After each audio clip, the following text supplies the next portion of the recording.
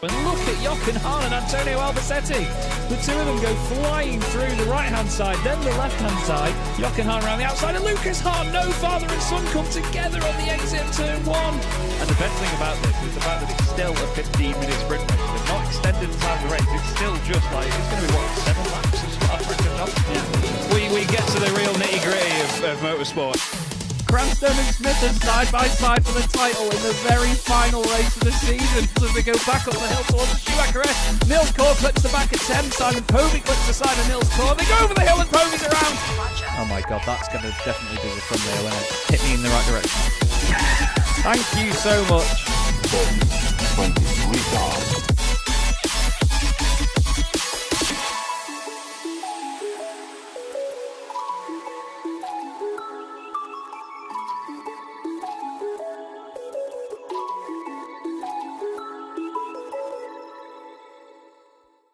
Racing isn't easy, but experiencing it is.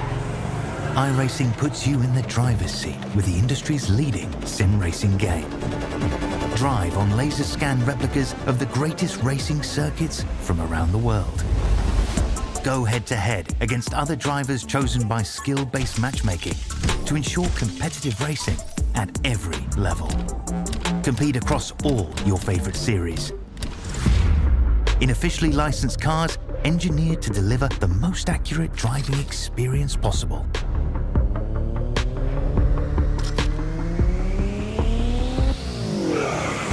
Join a race or host your own with players from across the globe.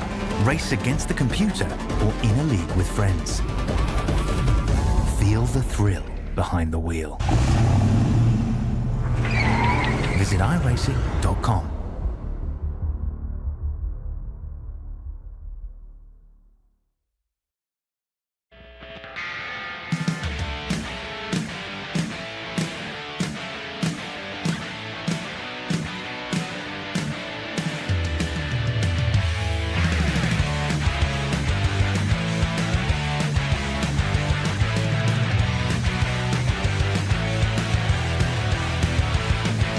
Which way does he go? He goes to the right. Silas goes to the left. Across the line. It's going to be. Which one's it going to be in 6? Tim's going to get it to the line. He's not going to get it. Oh no, Pete Newman's around. Pretty tight. Jake Blackwell round the outside. He's going to keep it there, and now he's going to be on the inside. Simon Price sees a gap in the middle, decides that no, that would be mental. Big accident time in Simon. Cam Dance wins. Silas Craig-Frolic wins. Jake Blackwell wins. Cranstone to take the win on his Jesper Eriksson. Two-time champion of the CDM Formula 1 World Championship is Cam Dance. And what a fantastic race. Amazing.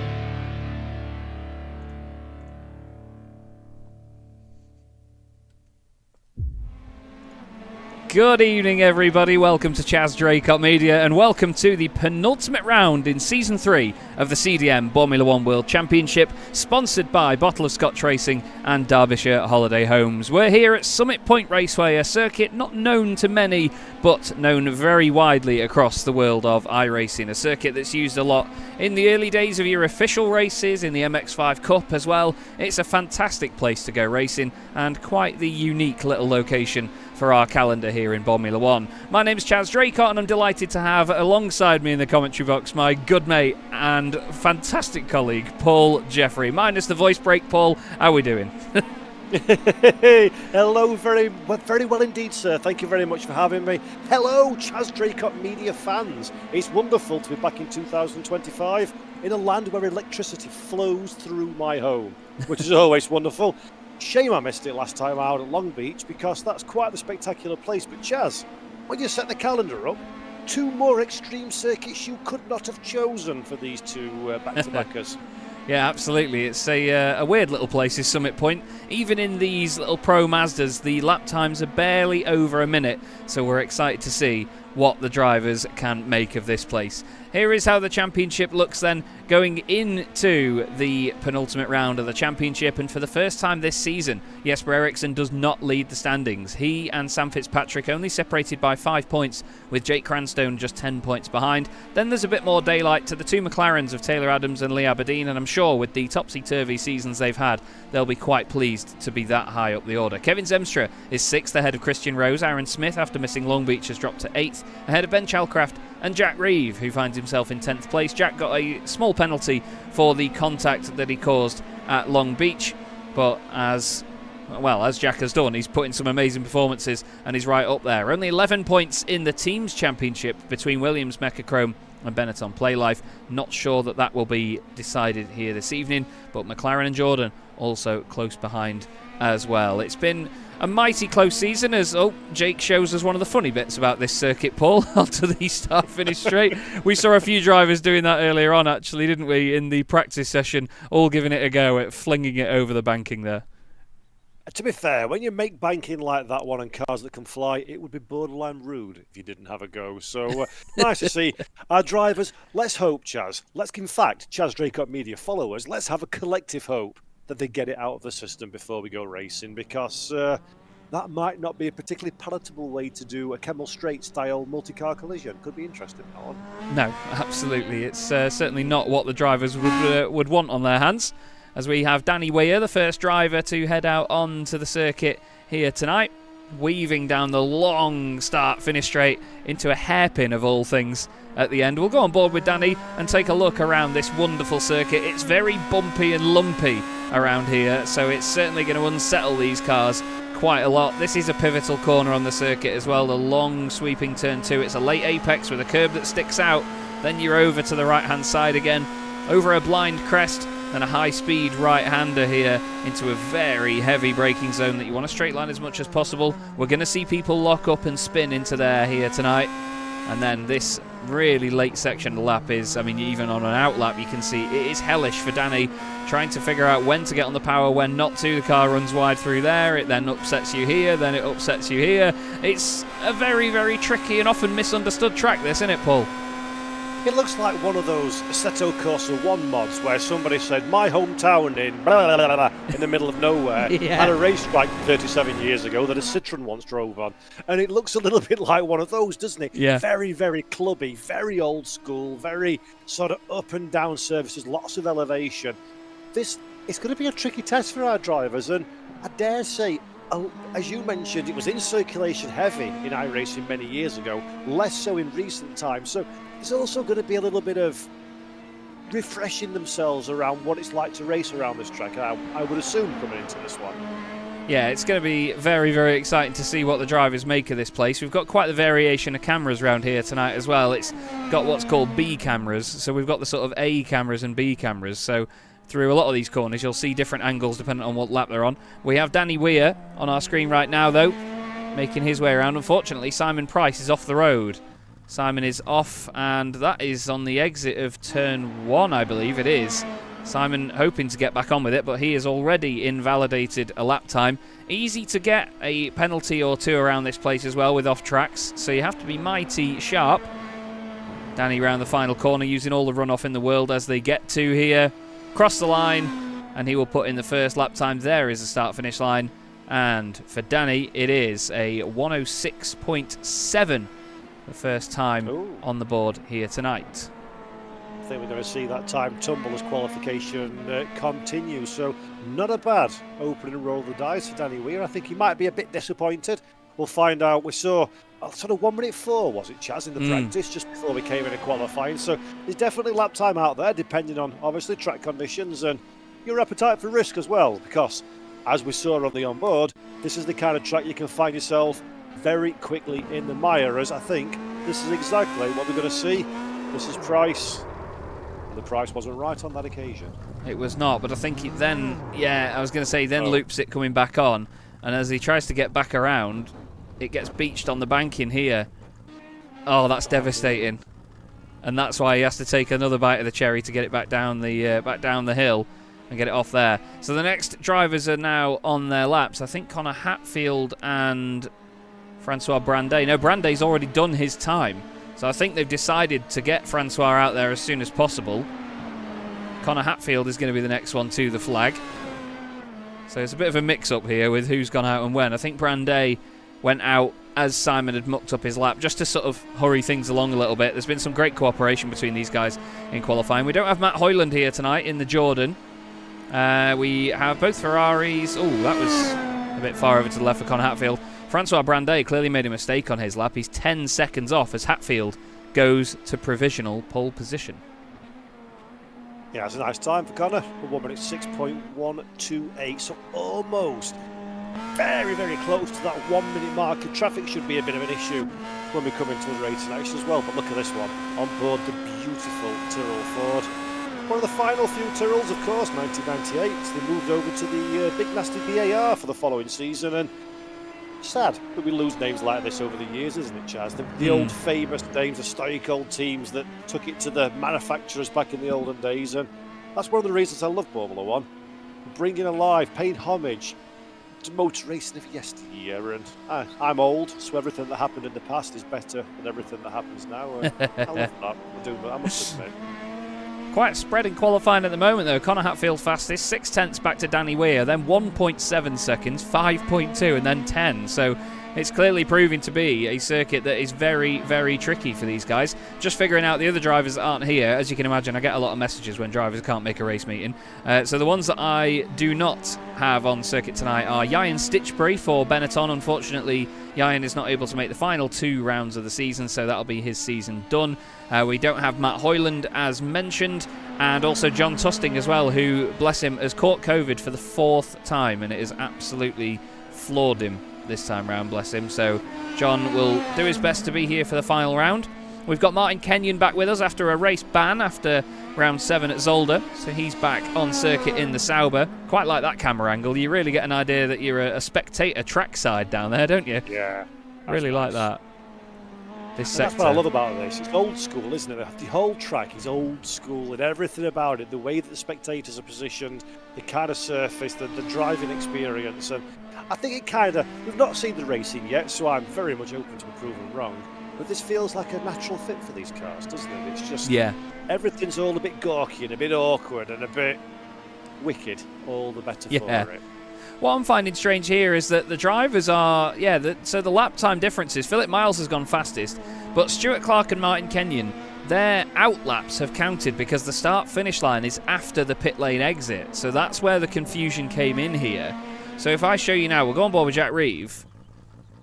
He's going to be ready to leave the pit lane now, I believe. Yeah, he's getting going. So there's the pit lane exit.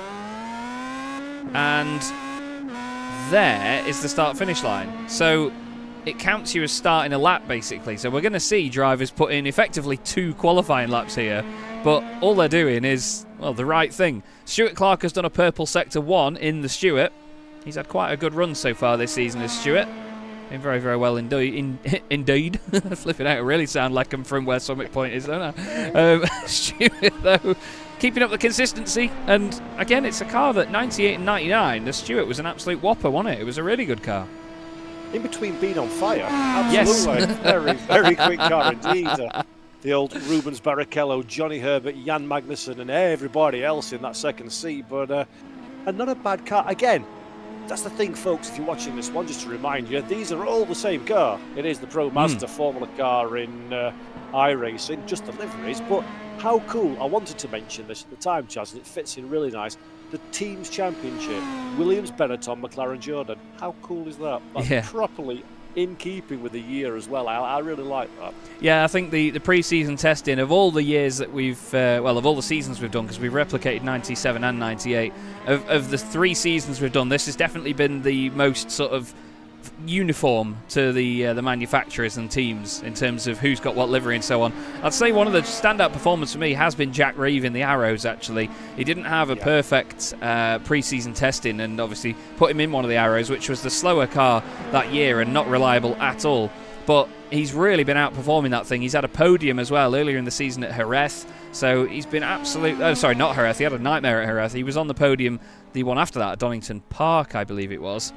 And, otherwise, been very, very solid. Alex Fretwell seemed to have just disappeared for a moment there. He had a little blink in and out.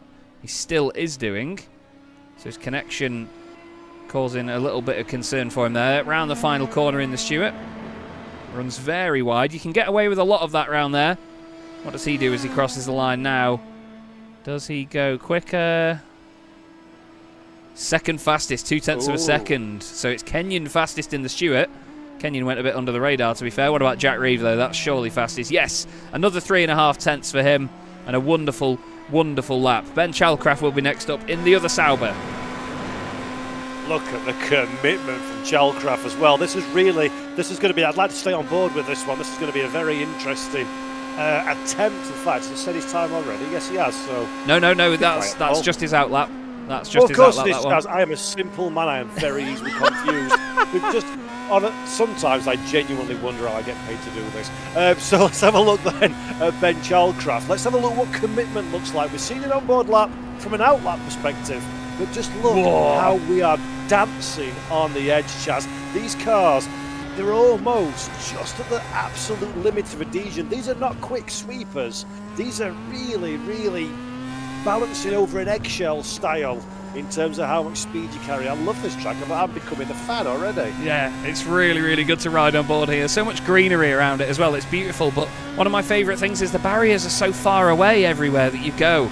It's got a real Alton Park or Brands Hatch vibe to it, even though Brands Hatch and Alton's barriers are very close, but it's got that sort of greenery to it. It feels like it should be an old abandoned airfield or something. But here comes Ben Chalcraft then across the line. What does he do in terms of his lap time then? That's going to be his representative one. Third fastest, 0.003 of a second off his teammate Martin Kenyon. What about Aaron Smith, returning after a week off at Long Beach? Can he put the Ferrari near the sharp end? He's got a purple middle sector. Does he beat Jack Reeve? Yes, he does. 0.43 of a second. Not much between them at all, but that is pole regardless of how you look at it. What about his teammate Paul, Kevin Zemstra? Let's have a look then at Kevin. Currently not set a representative time. He's about to cross the line in a few moments' time. And in fact, that was his outlap, so the 1 minute 7.754. Not quite time to set the final time for the Ferrari driver, but Kevin's been good value for money as well this season. Very, very entertaining. Often, when I've been in the box anyway, for the CDM Formula 1 World Championship, he's been in the heart of battle. It feels like a driver, Chaz, that's due a big result. Yeah, definitely. Will he beat this weekend, though? Well, we'll have to wait and see. He's one of those drivers that's just never had good luck on his side, as Kevin. He's had issues with foot cramps for a while as well. That's what put him on the sidelines at Donington Park. He was in second place for so much of the race, and then he got his foot cramps that he so often gets and just had to park the car. It was devastating stuff because he was on for some of his biggest points in the championship. Multiple race winner in Formula 1 as well in the past, so he's certainly got the pedigree to do it. In the Ferrari for the third season, and for the third season in a row, he's told us many a time he doesn't want to be in a Ferrari. Crosses the line though, let's see what he does. Does he go fastest? No purple sectors. God, it's close between those lot in the middle there. He goes behind Jack Reeve. Again, outperforming that Arrows massively. Lee Aberdeen in the McLaren, fastest in pre-season testing. Purple sector 2, purple sector 3. Lee Aberdeen takes... No, he doesn't take pole. What? How on earth? Aaron Smith holds on to pole. I was so convinced then I did the stupidest thing a commentator could do, committed to assuming what the answer was going to be. And he doesn't take pole. 43 thousandths between the top three, Paul. Just look at that. It's absolutely incredible. It might be a short lap, of course, but the gaps between these drivers never fails to impress me. 43 thousandths covering the top three, less than a second covering the top 9 drivers.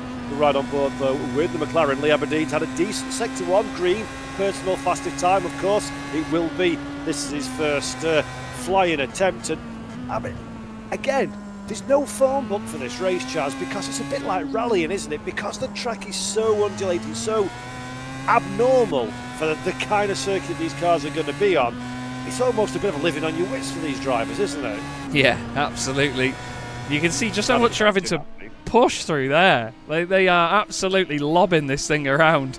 Taylor Adams, no purple sectors so far, but 2 greens, of course. Jake Cranstone set a purple sector 1 in the Jordan. Paul will be happy about that one. Adams across the line doesn't even improve in the final sector. Where does that put him on the board? 4th fastest behind Jack Reeve as well. Wow, very close. Jake Cranstone, though, to the line in the number 9 Jordan. Does he get the job done and take provisional pole? Yes, he does. 0.2 of a second. He wiggles the steering wheel in elation as he sets a great time around here, displacing the Ferrari. But what about the man that's led the championship for 7 rounds before now, Paul? Jesper Eriksson. He's certainly got a mountain to climb now after missing Long Beach.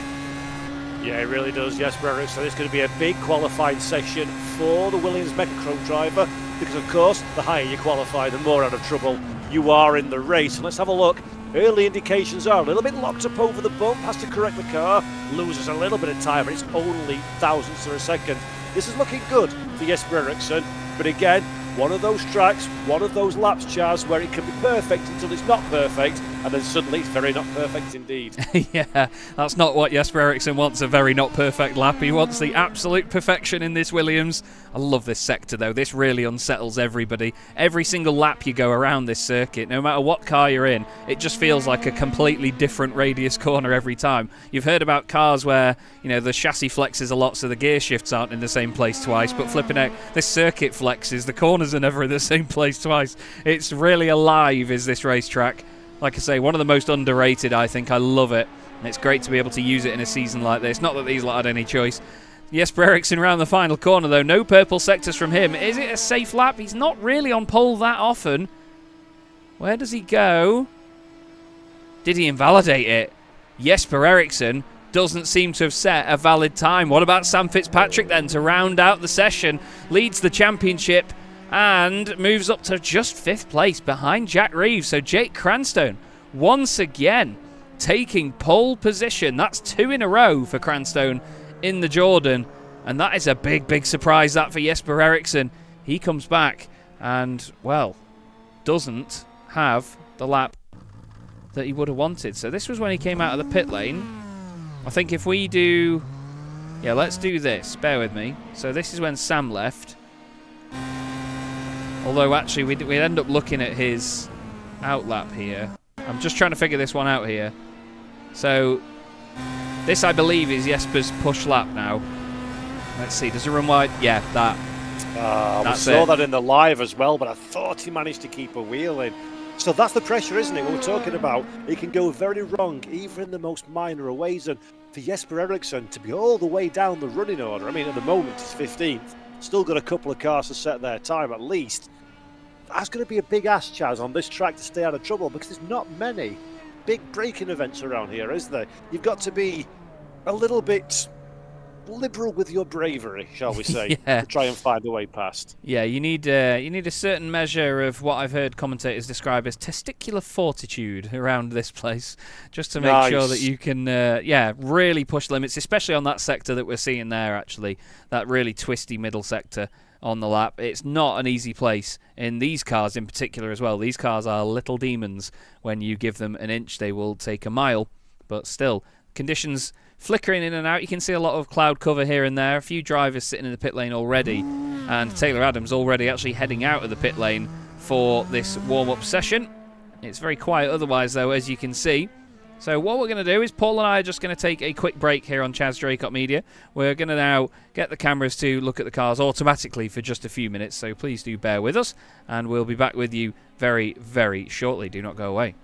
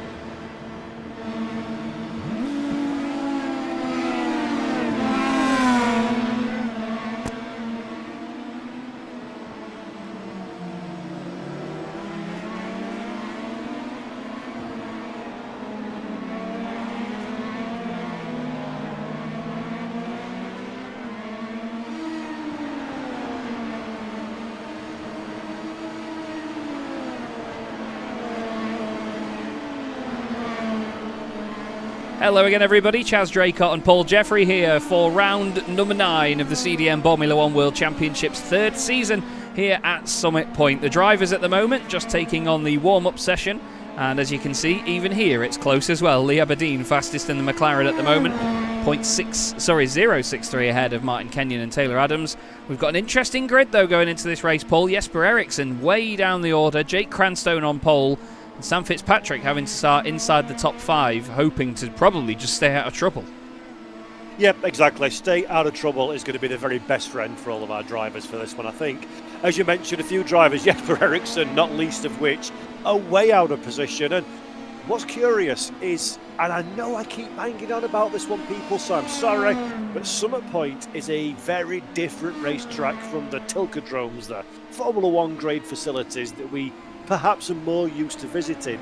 So overtaking is going to be a bit more difficult at this track. There are no real key overtaking spots per se, so anybody whose elbows are sharp enough and car can be made wide enough stands a real good chance of holding their position. So that means there's going to have to be chances. You've got to take risks, and I think we're about to see Jack Reeve taking the risk too many and possibly even flying in the sky, Chaz.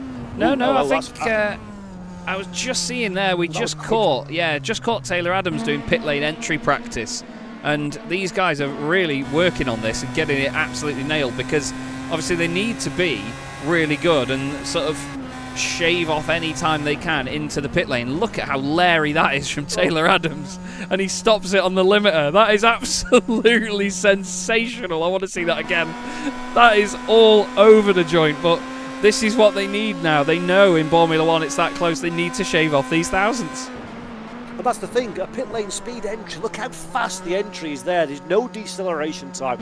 That, if you can nail that one versus a rival that's a little bit more reluctant to commit, there's tens of seconds, there's multiple seconds to be found around there, isn't there? And on a nip over 1 minute lap time, multiple seconds don't come around very often at all. No, it will add up. It will absolutely add up. And the thing is as well, you have to think about if you're entering the pits in a train with other cars around you, you have to consider that you might have to concede onto that pit lane entry as well. Others might not be as quick as you, so certainly a lot to think about. It's good to have Aaron Smith back with us here this evening. He served a race ban for something he did in round 3, basically. At the end of the race, there was intentional contact made, which was penalised or punished in the form of Martin Kenyon, actually, after Zolder. And then, my attentions were drawn to an incident previous. But Aaron missed Long Beach and is now back with us for the penultimate round. Christian Rose back out on the circuit. Good to see Christian back with us again. He's had a good season. Sorry, go on. Say if you're gonna miss a race, Long Beach is the one that you miss, isn't it? Because that's highly likely to turn into a really, really, really smelly bag of poo in a carrier bag. Yeah. So that's perhaps not a bad one to have swerved for your own mental prospects, if nothing else. Absolutely.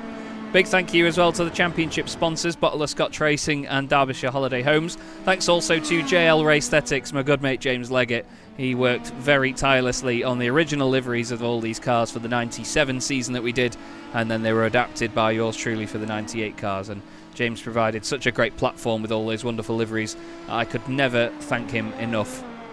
But and also, folks, let's not forget that off air, if you're watching this one, James, off air, Chaz has personally agreed, has given me a solemn vouch of agreement that he's going to do the 1991 season. So get your paintbrushes out, son, because there's about 32 cars to pick from, and I want an Osler or a Life or something along those lines. So even the obscure ones, get them in, sunshine. To be fair, I spent that long painting the cars myself. I was looking for a Life at the end of it and all, to be honest with you. It certainly took a long time. Right then, should we get this thing on the road? We're just about to end practice. Yeah, just about to end the warm-up session now. All the cars will disappear. It'll go quiet. Ready? 3, 2, 1. Oh, sounded like someone lobbed it at the scenery there as well. There was a clunk in the background. Right, we'll have our grid in just a second then, as the session will change over now into the race. You may see the weather flick around a little bit. Oh, bit of track usage. It's gone quite gloomy here as well. What's the weather looking like at the moment? 28-degree track temperature, quite humid as well.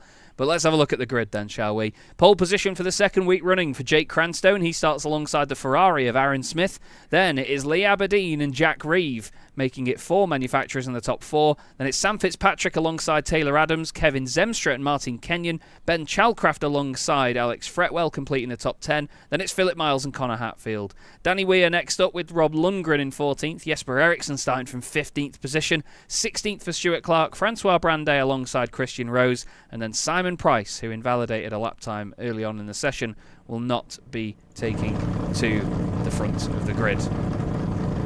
Just wondering if we can somehow change this camera, Paul, but it already looks like it's time to go. Any predictions before we move?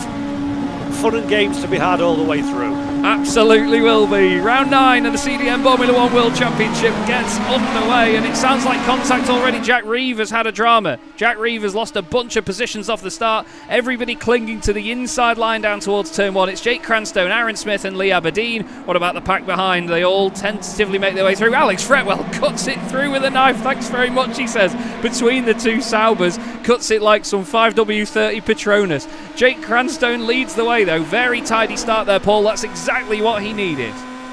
Yeah, that is fabulous stuff at the front of the field, and that's exactly, as you mentioned, what all of these drivers are looking for. They're looking for clean air, a little bit of freedom. They're looking to avoid any kind of strife, and goodness me, Aaron Smith, order yourself some underwear, son. That was very, very close indeed. Jake Cranstone almost being caught out by being a little bit too cautious, Chaz. Just like you spoke about pre-show, caution can breed incident. Absolutely can. It's a great start for Jesper Eriksson, by the way. 5 places gained for him, although it's going to be less than that now as he runs wide in towards the final corner. The two Prosts are right behind him, hoping to gang up on him. Connor Hatfield's in there as well. There's Jack Reeve trying to regain places down the inside of Danny Weir. He makes up a place, but at the end of the first lap, as the cameraman falls over, it's Jake Cranstone leading the way. It's Jordan Ferrari, McLaren, Benetton Ferrari. McLaren Ferrari. Yeah. Good try, Chaz. To be fair, you never really know, do you, in Formula 1, Paul? It's changing around so much. To be fair, if you say the statement for long enough, it will have changed to be accurate by the time you get to the end of it, because it is absolutely frantic all the way. Look at this one, Jack Reeve in the arrows. Look at that beautiful black machine. Goes to the inside of the Tyrrell, 2 historic names that are no more in the world of Formula 1. And the third one, that is the Prost around the outside. Oh, wow. This is real eyes on Stoke stuff all the way through the pack. Bravo, boys. Wonderful. Yeah, this is exactly what I was hoping Summit Point would provide for Formula 1, is a platform of a very small, twisty, short lap. It's like going karting, this, isn't it? It's absolutely mega. Look at all the different brands of tobacco popping up over the top of the hill there. Jake Cranstone leads the way, though, in the Jordan, in the gloom, ahead of Aaron Smith, Lee Aberdeen, Sam Fitzpatrick, championship leader, Taylor Adams and Kevin Zemstra. Alex Fretwell's gained 3 places since he started. Danny Weir's off in the background. He's lost a little bit of room there. Listen to him just whirring their way through shot like a load of hoovers. Fantastic, absolutely fantastic. Still sounds better than modern Formula 1 though, doesn't it? Even with the little Mazda rotary engine, still sounds way better than the gentle humming fart of a hybrid engine. So, yes, everybody loves old school power. Chaz, what we're having a look at here then? What went wrong for Jack Reeve? Let's see. I think he's kept it in neutral and he's tried to change it into first off the line, and the car doesn't always respond to that. And there was a little bit of contact. Whoa, hello. A little bit of contact with the McLaren and the Ferrari, I believe. And then it was, was it Alex Fretwell that cuts it through the middle here? Yeah, he sees a gap and he goes, yeah, all right then. Lets off the brakes. Between the two Saubers he goes. Thanks very much, boys. See you later. Brilliant stuff. We've got a what we call a sextet at the start of the field here. The top 6 altogether. Then another group behind that with Alex Fretwell at the forefront. But still, mighty close all the way through. I mean, look at that, 8 seconds separating the top 16 cars. 10 seconds just about covering the field. And there's some relatively intelligent racecraft going on through this pack as well. Forgive me, drivers. Oh, you said it. Prize. Oh, come on. Oh, you were listening. What do you call 2 Saubers in the gravel? I don't know, but they're joking there somewhere. John Lacey and Johnny Herbert at Buenos Aires in '98, I believe it's called. Pendleton is every single track he ever visited. Yeah, very true. No, the 2 Saubers at Buenos Aires, I think in practice, John Lacey smashed into Johnny Herbert and took him off the road. Jesper Eriksson has gained lots of time and places in this. Jack Reeve and Alex Fretwell side by side. Neither of these two want to give an inch. Jack Reeve hit the back of Alex Fretwell at Long Beach and he did not take it lying down. There's a bit of a blink in and out there. That's not going to give Jack loads of confidence. Let's have a look at what happened then down at turn 1. Ben Chalcraft and Martin Kenyon. Not a lot had actually happened before that, to be honest, for a Boremula 1 race. Oh, it's nip and tuck, isn't it? I think Ben gradually comes back over to the right-hand side, and Alex just stays in a straight line. It's the tiniest of touches, but then insult to injury for the two Saubers there. That is not what you want to see as a team manager. We also then had Jesper Eriksson gaining places on Alex Fretwell. Let's have a look at this. This is out of turn 1 after the dramas. Well, it's brave to go down the inside there. Oh, goodness me. And then the cars all pile in behind. That boy's good. Jesper Eriksson is good. There's a lot of bravery, but there's also a heck of a lot of respect that Jesper knows he's going to be given the racing room, and absolutely is given that one. So what a start. 7th position for Eriksson in the Williams. That's a real stout start to his race, and gives him a great platform to launch from as we look at Jack Reeve trying to find a way past Alex Fretwell, and just a little bit further back Connor Hatfield, not quite in the conversation yet, Chaz, but I reckon any more squabbling amongst these two and that duo is going to turn into a collection of cars that are too large in name for me to number. Yeah, you're absolutely right though, and everyone focusing in the Discord on the battle between Minardi and Tyrrell in the points, and we actually have one of each in the points at the moment. Connor Hatfield on for 3 points for Minardi, Francois Brandet on for a singular point for Tyrrell. He's got Christian Rose right behind him though. We know that Christian is rapid. He's made some fantastic efforts from the back of the grid to get himself into point scoring places. I remember his debut this season actually when he drove for Stewart, funnily enough, at Okayama. As straight on has gone Jack Reeve. Jack very often his own worst enemy in this championship it seems, and he's gone straight on. I think maybe avoiding another car. Not a bad rejoin. Oh, say that, Jack. No. Oh, it's all gone to pot. Whoa, that was not as savoury. I think he was hoping to light it up there. What on earth happened here, Paul? Is it avoidance, you reckon? Let's have a quick butchers then. We really stuck up the slipstream of the car in front. Oh dear, and it's going to turn in. We go straight as an arrow. Punch in the arrows. That wasn't the bad part though. This is the bit that Jack's not going to like the smell of when he watches this one again. And oh dear. Dirty tyres, not a lot of grip, a little bit liberal with the brake accelerator pedal, and around we doth go as there's a change for our race lead. Aaron Smith trying it on Jake Cranstone, and well, I mean, that looked like Aaron just turned in on him there. Jake sends him off, he's actually come back on, and somehow, well, he takes the lead. Manages to keep the momentum through the gravel, but that was very nip and tuck for a second there. Kevin Zemstra's at the back of this, watching, going, please no. But how cool is it to see those 4 different manufacturers, 4 different colours as well, like a rainbow heading around this circuit. It's lovely to see it. That was scary stuff though between those boys, wasn't it? To be fair, I think Aaron Smith's probably more surprised than Jake Cranstone about that one. Let's take another look. To the inside we go. Jake on the outside line. Absolutely his right to try and fight for this track position. Try and make it difficult for Aaron Smith. Wait till the racetrack comes back towards you for Jake. Aaron then on the outside. Jake was a bus journey away from the apex then, and credit where credit's due for Aaron Smith. Kept his foot on, kept his foot down even, and still managed to execute the pass. But Jake perhaps was a little bit more of the road use than would be optimal in those circumstances. Yeah, it looked like he had a little bit of a wiggle on the way in. On the apex, it definitely wobbled, and I think the two of them got away lightly there. I think Aaron did a great job actually at, you know, people would argue he left the circuit and gained an advantage by doing so, but at the same time he was put there by a little mistake from Jake, and the Ferrari leads the way. Aaron is somebody that we've sort of expected to win a race this season, hasn't managed to do it just yet. Jake Cranstone has in the Jordan, which he was very, very happy to do so. Lee Aberdeen, also another one that hasn't won a race yet. Sam Fitzpatrick, currently just hoping to hold on to his championship lead. He'll be happy that he's still ahead of Jesper Eriksson, but he won't be happy that that's where Jesper is, in 7th place. He's not going to gain a massive amount of points on him, but let's not forget, Jesper still has a drop score that's taken all of his points away, so every point he scores now until the end of the season is his to keep. Yep, and if they think the pace of Jesper Eriksson at this moment in time, it will not be long at all until the Williams driver joins this fight. And see Jake Cranstone having a look at the outside line, and in perfect Boremula 1 fashion, we have a look, we're unsuccessful, and now we're vulnerable to attack from behind. That's Lee Aberdeen in the McLaren Mercedes, keeping a watching brief, and for Lee, with a double slipstream and two drivers very firmly occupied with each other. This is a great opportunity for the McLaren driver to sneak in undetected and grab himself a couple of positions potentially. Yeah, he's going to be hoping, isn't he? He's going to be trying to pick up the scraps here, but he doesn't want to remain too close to this in case there is contact, in case one of them comes to a stop.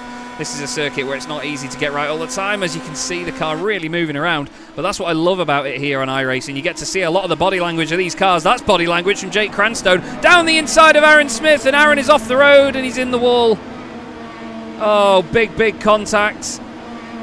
And Aaron has to try and recover. Lee Aberdeen, well, we said he was waiting for the scraps. He's regained the race lead. Or I say regained it, he's taken it for the first time. Jake Cranstone, though, wants to hold on to it. Down the inside he goes. And Lee round the outside at turn 1. That is a lovely manoeuvre in the McLaren. Surely he's got that done for turn 2, Paul.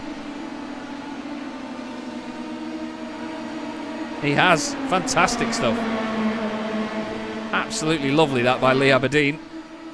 Sam Fitzpatrick now up into 3rd place. He'll be happy about that.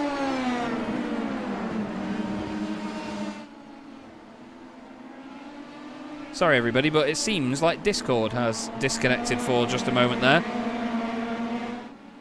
I just wondered whether Paul had left himself muted for a second. It happens to the best of us. It seems like Discord has now died. It seems like Paul and I are plagued with technicals. It's always the way.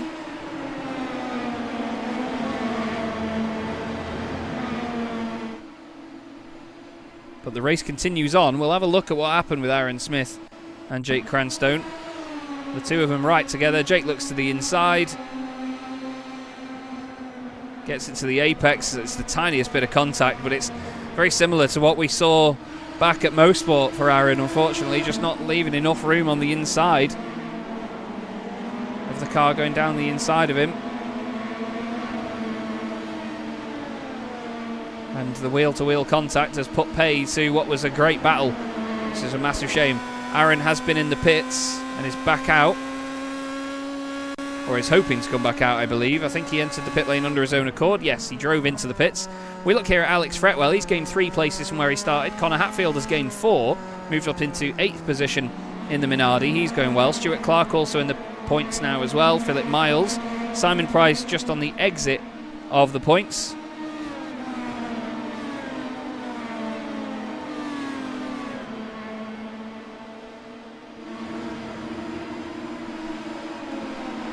And apparently Paul's power has died again. That's got to be one of the worst curses I've ever seen. Whoa, Christian Rose way off the road. Francois de Brande follows him there. Alex Fretwell side by side with Connor Hatfield. Connor hoping to go around the outside of the Stewart into turn 1. Can he get this done? Still side by side as they exit turn 1.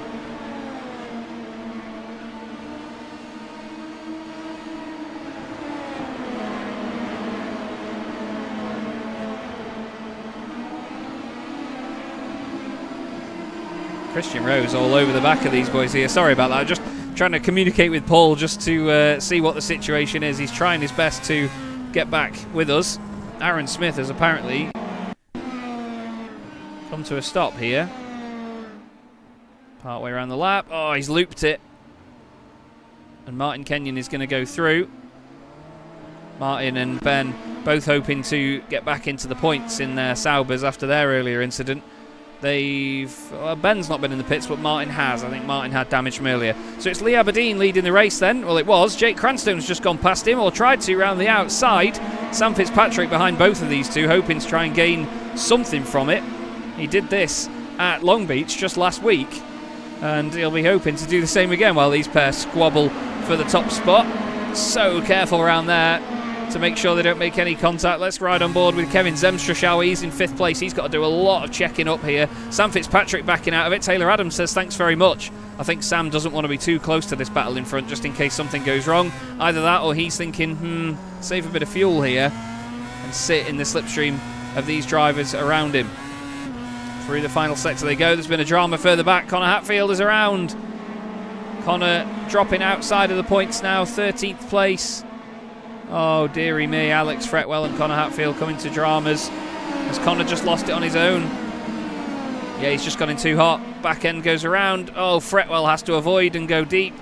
He loses a bunch of places as well. That now means that Francois Brandet has gained 9 places up into 8th position after starting 17th on the grid. Sam Fitzpatrick back down the inside of Taylor Adams. God, it's like doing air traffic control. This can't really see what is going on all over the place all at once, but we'll go back on board with Kevin Zemstra because he's got the best forward view of all of this. Philip Price and Simon Miles. Simon Price and Philip Miles swapping places for 11th and 12th for the final point scoring positions. They've got Jack Reeve behind them at this present moment. But factually, here on lap 14 of the CDM Boremula 1 World Championships, 9th round, it's Lee Aberdeen leading Jake Cranstone, Sam Fitzpatrick, Taylor Adams, Kevin Zemstra, Jesper Eriksson, Christian Rose, Francois Brandet, Stuart Clark and Alex Fretwell. Inside the points also, Simon Price and Philip Miles, the two of them fighting for the final 2 point scoring places. And just ahead of that, Alex Fretwell has his teammate right on the nose. Look at this final sector here, so difficult to judge. Look at the way the cars move around. So much adjustment is needed. Rob Lundgren, unfortunately, out of this race. He's had issues with his pedals, issues with his connection, and unfortunately, not a tidy run of things tonight. Lee Aberdeen still leads the race, though, in the number 7 McLaren. He'll be over the moon with that. He won't be over the moon with the fact that he's got Jake Cranstone right up his exhaust pipe here. Sam Fitzpatrick following on, then Kevin Zemstra, Jesper Eriksson hoping to get in on this fight as well. He's only 6/10 of a second back now. Look at this. What a drive this has been by Jesper Eriksson. Purple sector 1 as well. Purple lap actually last time round by Sam Fitzpatrick too. So both of these guys pushing as hard as they can to get the most out of every single lap here. Alex Fretwell and his teammate Stuart Clark side by side. That's not the teammate that Stuart was looking for, and I mean that by Clark, not the actual team, but Alex pushing his way through. I say pushing unfairly, really, but Alex is one of those drivers that never backs down. Look at the two of them glued to each other now. I really do love these cars. I love the Stuart Fords from the late 90s. Always good-looking race cars. And Francois Brandet says, stuff this, but in French, goes into the pits. He's the first car to enter the pit lane at the end of lap 15. Into his pit box, gets it stopped. Does he go up on the jacks or anything?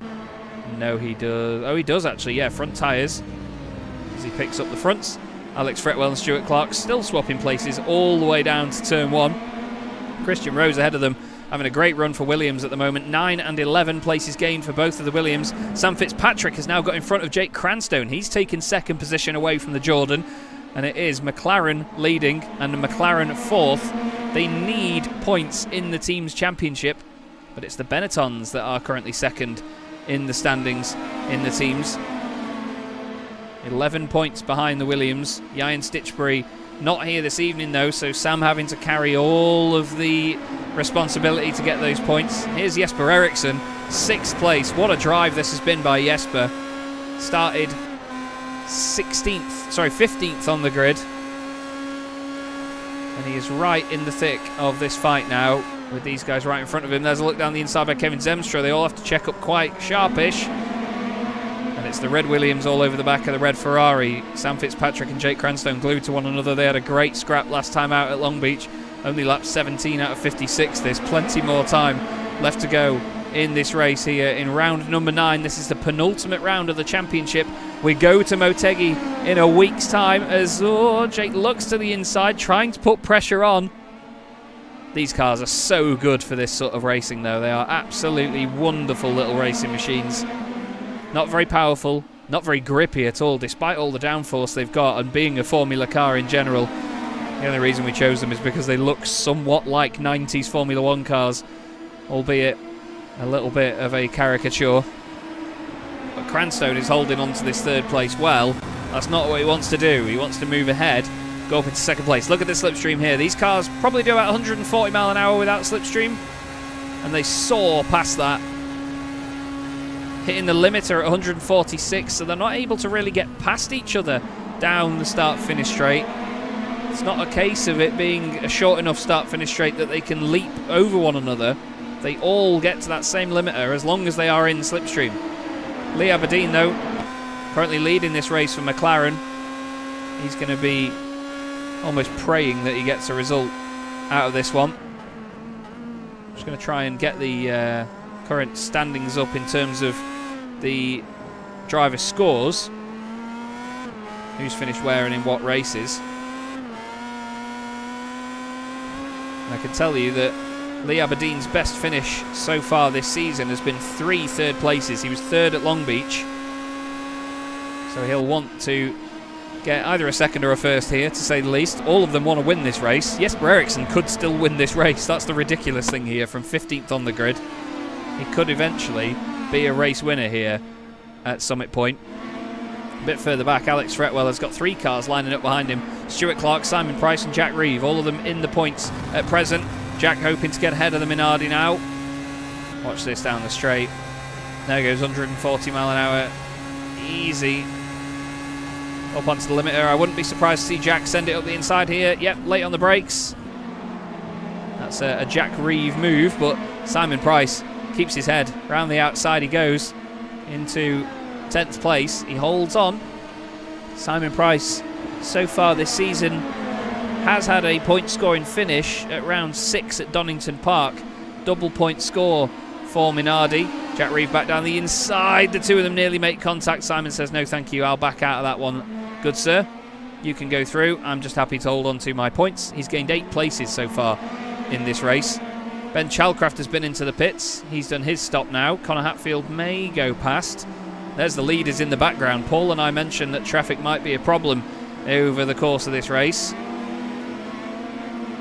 And it might very well be the case here. This is our usual lead gaggle as Jake Cranstone sends it up the inside of Sam Fitzpatrick. Tries to go for the lead. Sam Fitzpatrick says, no, I'll try and cut back. Doesn't make it work. This is great news for Lee Aberdeen. I'm getting so excited. I'm sort of shaking about in my seat. I really hope that it doesn't come through on mic so much. But I hope you're all enjoying this as much as I am here. This is round number 9 of 10. Season 3 of the CDM Boremula 1 World Championship. Thanks to Derbyshire Holiday Homes and Bottle of Scotch Racing for their sponsorship of this championship. Danny Weir is in the pit lane. You're just going to have to believe me. He is there. But what a great scrap we've got on our hands here with these 6 cars all over one another. The McLaren of Taylor Adams very close to the back of the Benetton of Sam Fitzpatrick, the man who leads the championship.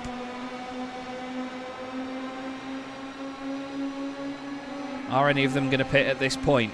They tend to pit just before half race distance. They have enough fuel to make it about halfway in these races, but then they can put enough fuel in to make it to the end of the race with just 1 stop. We were hoping for 2 stops or more this season, but the numbers weren't quite done right, I'm afraid, and I'm open to admit that. But Jesper Eriksson, he's wearing the number 1 on the car simply because he couldn't wear the number 0. Cam Dance, reigning champion, is not here, but Jesper and his teammate Christian Rose now driving for the Williams Mechachrome squad that won the championship last season. It was Tom Stanley that was the original number 2 car in the Williams team. And listen to that. Jesper dipping the clutch on the way into the left-hander, saving as much fuel as he possibly can.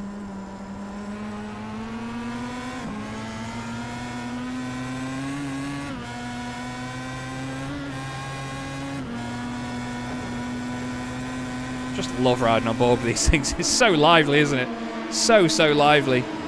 Everywhere these cars go, they just make it look like fun to race around every single circuit.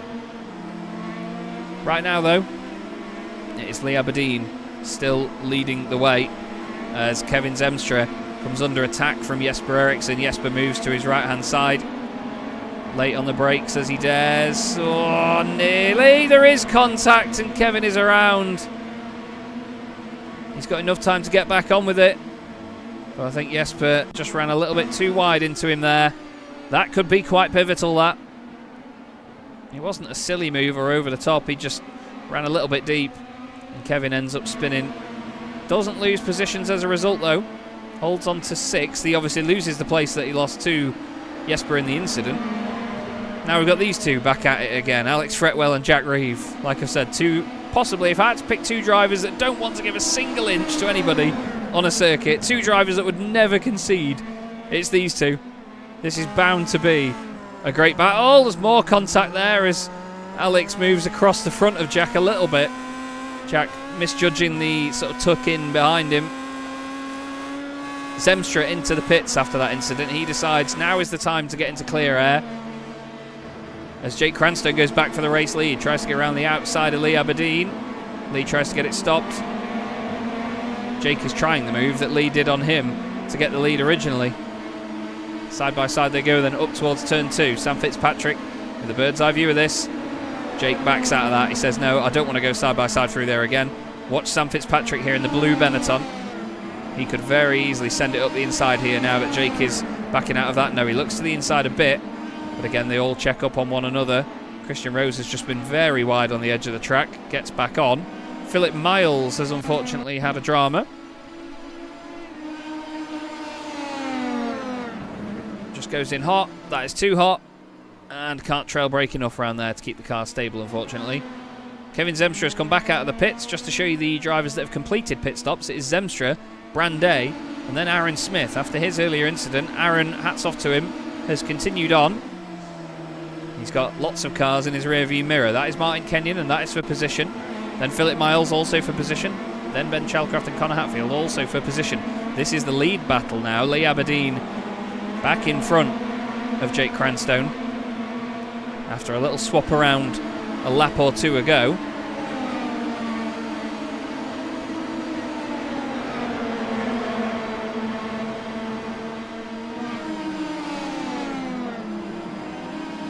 The 5 of them absolutely glued to one another as we're on lap 24 out of 56 here, nearly at the halfway point here in round 9.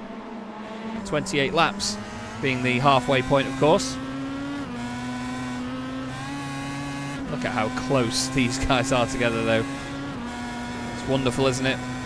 Riding on board with the Williams of Jesper Eriksson. And into the pits he goes. That's not a surprise, really. You can see he was trying to save a little bit of fuel earlier, but he's decided against that now and says, no, thank you. I'm all good. I'm just going to get some clear air. I think the undercut might be quite powerful around here, but the slipstream working for everybody down the straights. But as they're all getting to the same top speed at around the same time, no one's really got a chance to save fuel.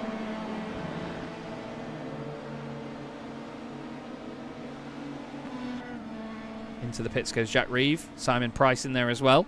Kevin Zemstra making his way around the latter part of the lap.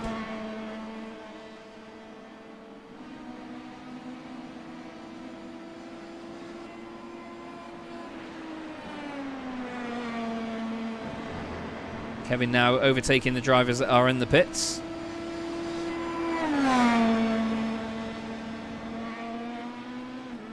And look how bare the circuit looks where he is there. It looks very empty, doesn't it?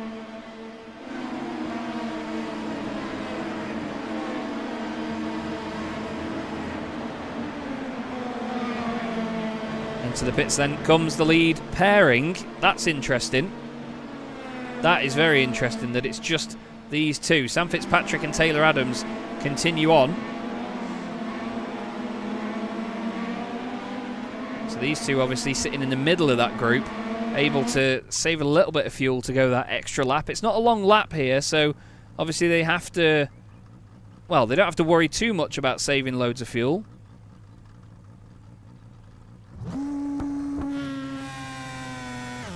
And there Jake Cranstoun gets underway. Jesper Eriksson coming down the start-finish straight. He's going to jump the likes of Lee Aberdeen. Jake Cranstoun was in the pits for about 3 seconds less as Jesper Eriksson goes through in the Williams. The undercut works for him. Jake Cranstoun and Lee Aberdeen now blown apart there. Kevin Zemstra is still ahead of Christian Rose.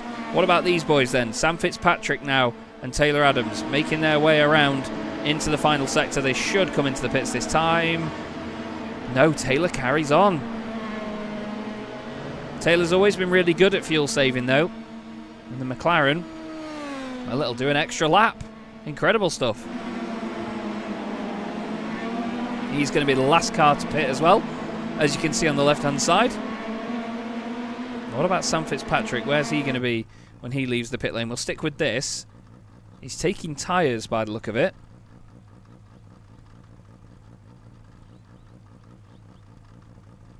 Sounds like he's taking his time, doesn't it? Seems like it's just sitting forever. Now what about Jesper Eriksson? There he is, and he's going to come steaming through on the left-hand side. But he is importantly ahead of Jake Cranstoun. This is really flipped on its head. Jesper Eriksson, theoretically, leads this race. But we'll have to wait and see where Taylor Adams comes out of the pits. This is remarkable. The two Stewarts fighting together as well.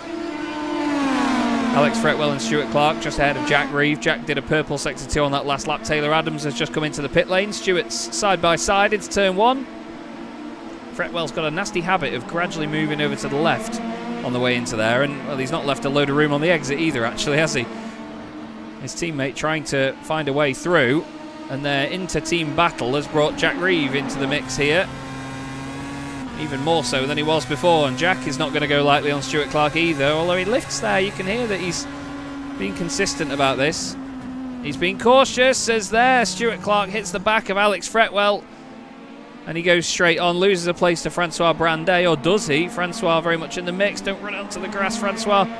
Aaron Smith there ahead of Simon Price and Martin Kenyon as well. Jesper Eriksson leads this race. I cannot believe I'm saying those words after he started 15th on the grid. It's the top 3 in the championship for the top 3 positions in this race as well. Jake Cranstone in 3rd position in the standings, 3rd position in the race. Jesper Eriksson 2nd in the championship. Sam Fitzpatrick, championship leader, excuse me. Just had a big fly across my screen. Had to smack the life out of that. Wow. Wow. Jack Reeve and Alex Fretwell still fighting until the cows come home. Lovely cutback that by Jack. Alex squeezes him to the inside. Jack still running alongside. Alex doesn't need to do it though. And that was really not on there. He didn't need to move over on the right like that. There's no point squeezing, especially in open wheel cars, and I can tell you that Jack will not take that line down. You can imagine that if there's a move coming from Jack, it will be quite the move. No disrespect to Jack at all. I think anybody would retaliate in the same way. 2 McLarens together on circuit, that's always nice to see. I don't think we've seen them flying in formation much this season. It's a wonderful looking race car, the West McLaren Mercedes. Always was. But it's Lee Aberdeen in 5th place. Oh no, Simon Price. He was so close at getting a point scoring place in 13th. But he's dropped it on the exit. I think he got ahead of Martin Kenyon through here. Oh, he got overtaken by Martin Kenyon. And the 2 of them remain side by side. Oh, he's on the grass. Oh, and it's just gone around on him. Does he kiss the wall? Tiniest of taps into the barrier. Where's Kevin Zemstra in all this, by the way? He's in a bit of no man's land here. Christian Rose in the background behind him.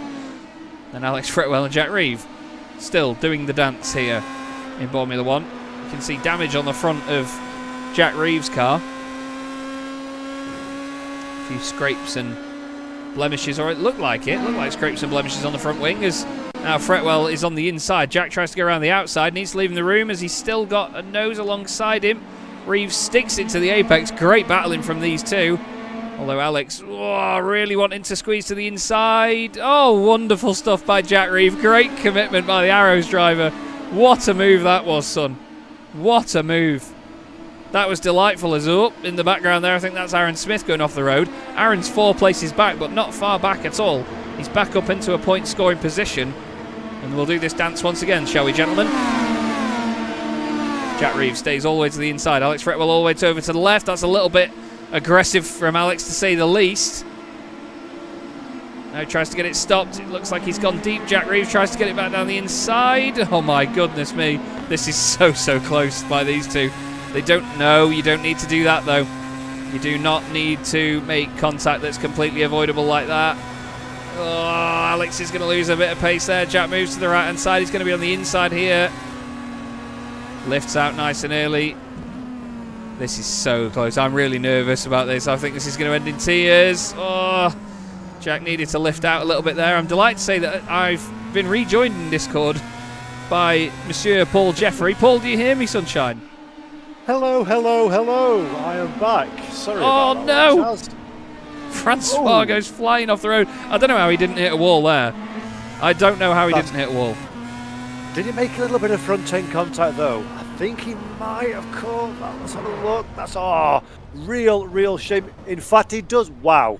That's as close as you could possibly wish to be. These two are going to kill each other. We're calling it now as, there's a lot of moving and squeezing between the pair of them, and it's absolutely uncalled for. They're going to end up in an incident here. Alex hasn't been given a massive amount of room. He's been squeezing on the straights. Jack Reeve has been very aggressive in his attack, but at the same time, he's been right on the limit of fair. Wheel to wheel as they go around turn 2. Oh my goodness me, I don't know how there's not been a serious incident yet. A bit of a wiggle here and there. Stuart Clark now says, stop it, boys. Down the inside he goes, trying to get one over on his teammate again. Aaron Smith is going to be in the mix as well. Aaron's already got a little bit of damage here and there. I think he might have just tapped the back of Francois Brandet, which is what put him into a spin. But the most amazing thing, Paul, is that Jesper Eriksson is fighting for the race lead. Oh, this is absolutely incredible. It's such a comeback drive, though, to have stayed out of trouble. We've seen how intense it is on track. Oh no, and it's ended in tears. You predicted it, Chaz. Stuart Clark, unfortunately, off in quite a substantial way. Yeah, I'm not sure if he got a kiss here or something, but he understeers wide and he's just going to lose it over that curb. Oh, no. Oh, and he's hit the end of that wall as well. That is not good stuff. That's really unfortunate for Stuart. Pushing like mad. But yes, welcome back, Paul. So everyone's pitted. Jesper Eriksson did the undercut on this lot and he led the race at one point. It was actually Fitzpatrick, then Eriksson, then Cranstone, championship order. But Jake has not been backwards in going forwards and has retaken the race lead. And all of that drama, as you say, we've had a pit stop cycle, we've had overtakes, we've had some great driving, and we're still separated by absolutely nothing. Same camera shot, all in contention for the race lead. A perfect choice, and unfortunately, Whoa! Who's that in the background? Martin Kenyon deciding he wants to go to Motegi now. By the look of it, Martin, he's going to have to pay to get back in. He went that far off.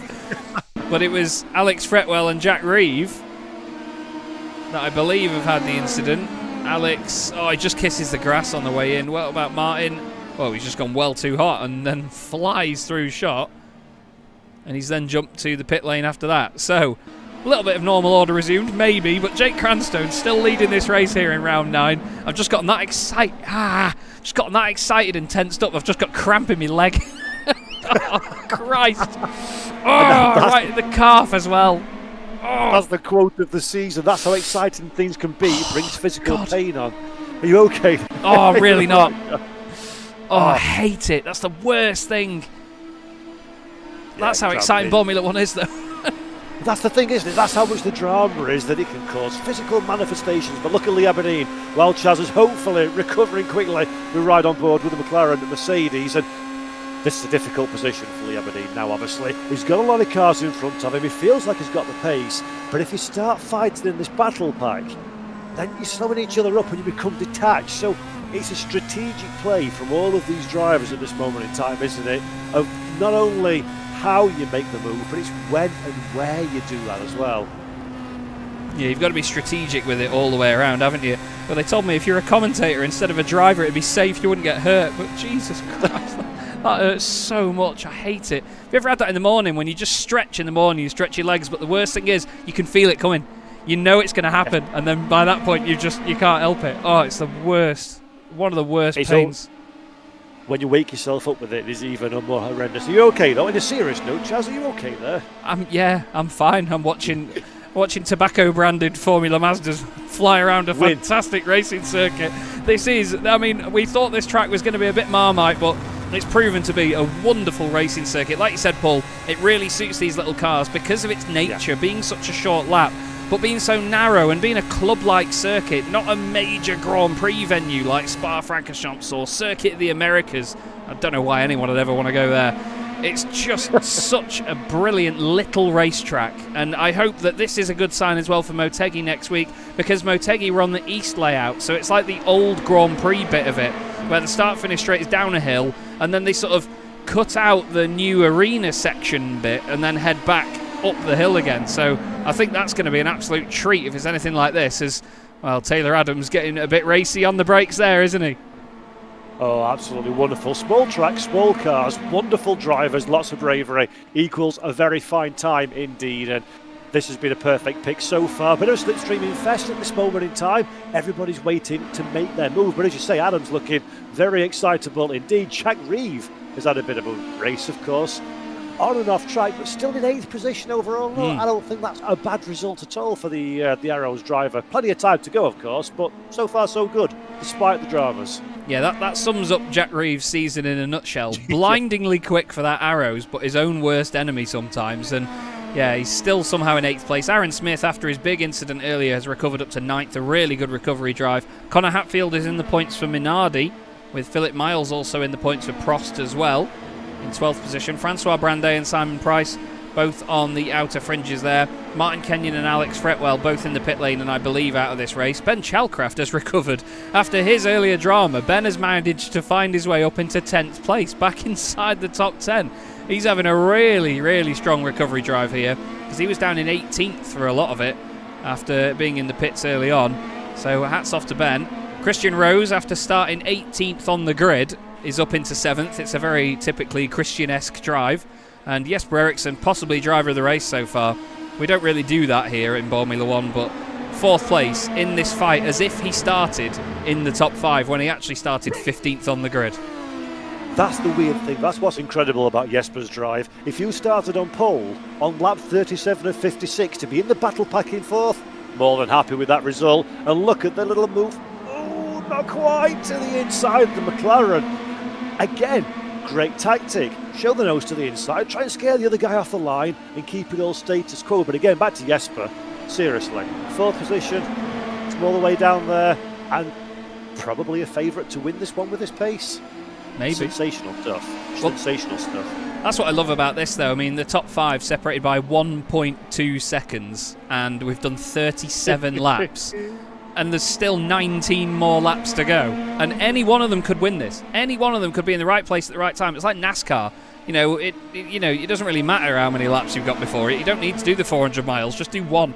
And you'll still, anyone could still win it on that final lap. But Jake Cranstone, it has to be said, he's putting in some blinding lap times here. He was over a 10th of a second quicker than Sam Fitzpatrick on that previous lap. Let's see what he does here then.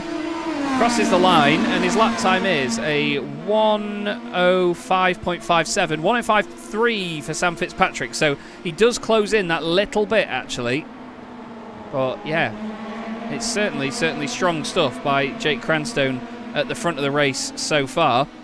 He's hoping to get his, I believe, 2nd race win of the season. Jake won earlier on in the season at Zolder, second place at Long Beach, 2nd place at Jerez, and he wasn't here for Donington Park. So, yeah, in his last 4 races, he's been here 3 times and he's finished 1st or 2nd. So he's having a really solid run this part of the season, is Jake. And he's been entertainment as well. That's the thing. He's on paper. That's a very, very strong set of results. But I wouldn't have placed any bets on Jake being even in the top 6 into the last 3 laps because he could have been 6th or 1st. That's how close it's been. So he always seems to come up trump when the heat's on, and that's a great thing for Jake Cranstone. But basically, it could be anybody in the top 6, anywhere through any race in any given season. It's been really close. Taylor Adams just behind there in the number 8 McLaren, by the way, the highest placed driver in the championship who hasn't finished on the podium all season, and he wants to do that tonight here as he tries to go around the outside of Sam Fitzpatrick. He's had a bunch of 4th, 5th and 6th. He had 9th at Donington and he was out of the race at Long Beach, finishing eventually in 15th position. So Taylor Adams really hoping to score some big points here tonight. He's 4th in the championship despite not a single podium, and look at him attacking Sam Fitzpatrick now. He really means business, and he's just like this in every series he's in. He finished 2nd last night in the Sim Racing Magazine GT4 Challenge at Donington Park after an hour-long race. He was, I think, 5th for most of it, and he and Matthias Pentila in the Mercedes, they both tried a fuel-saving strategy. They made it work, undercut loads of the field, and went from being like 12 seconds off the lead to being 1st and 2nd. It was an amazing strategy. And now tonight, it's just all-out war, isn't it, on these circuits? I mean, come on, how different can it be? Fuel-saving strategy one night, next night, open wheeler. You got Jesper Eriksson just having a little sniff around the rear diffuser. Completely different styles of racing, and he's doing a great job as Eriksson, right on cue, gets that pass made, very nice and clean. And Chaz, 2 for 1 at the moment for Eriksson. Fitzpatrick's under pressure. Yeah, absolutely, and he doesn't want to do that, I don't think, does Jesper, but he needs to be careful about backing out here because he could back this queue up just like that. That's why these guys are so good. We always say just how amazing these drivers are and how unique this championship is for this sort of racing, but honestly, the patience and the sort of the hindsight that these drivers have got, it's not just down to pace that makes these drivers so good. It's how well they race in a pack like this. Look at how little room Jesper Eriksson has got around him right now. Look at that. He's got a tiny box, barely the size of that car, to move around in, to consider when is Sam going to be a little bit slower than him, when is Taylor Adams going to be a little bit quicker than him, and he's got to squeeze that car into that box while also hitting his marks and keeping it on the straight and narrow.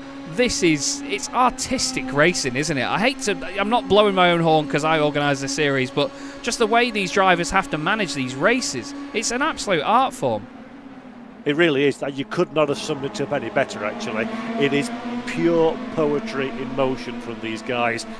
Natural, driving on instinct, just knowing how big the car is and the space that you're in. And without thinking or blinking, and all doing it, Chaz, probably about a second and a half faster than any normal person could do it on their own. Yeah. That's what's sickeningly impressive. It's absolutely disgusting, and it really annoys me. To be fair, I think if anyone hasn't heard Paul and I commentate together before, Paul came out with one of my most favourite comments I've ever heard anybody say as a commentator when we saw a driver that was, I think, was it... it was the guy in FTR in the BMW who just drove off every single time. He just won every single race, just disappeared off at the front of the order. It was amazing. But Paul and I were saying, is it not boring winning those races like that all the time? And Paul said to the guy, that's why I enjoy being incompetent, because it's so much more entertaining. And you're absolutely right, though, Paul. You're absolutely right. Like, I always justify it with a lot of my YouTube content. If I got it right all the time and if it was perfect, it'd be boring. You've got to have that little bit of inconsistency. You've just got to have the thrill of the battle. I mean, but sometimes, though, then you find a halo group. So if you are that sickeningly good, you then find a group like in Boremula 1, where there's 4 or 5 people who are also disgustingly quick just like you, and you can have these kind of races, and that's when you hit the golden moment, as Ericsson just comes under a bit of pressure from Taylor Adams. But that's when you hit the golden moment, isn't it? You're pushing the car to the absolute limits of what it's capable, and just by hook or by crook, you happen to have 4 or 5 other people doing exactly the same thing, and you're sharing the tarmac together.